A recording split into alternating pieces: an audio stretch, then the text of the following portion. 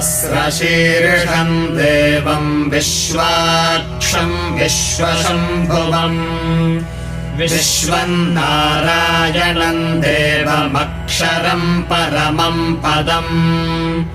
विश्वतः परमान् नित्यम् विश्वम् नारायणगुम् हरिम्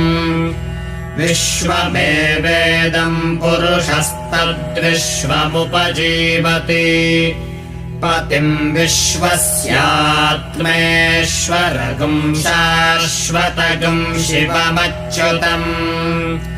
नारायणम् महाज्ञेयम् विश्वात्मानम् परायणम्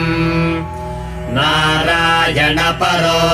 ज्योतिरात्मा नारायणः परः नारायणपरम् ब्रह्म तत्त्वम् नारायणः परः।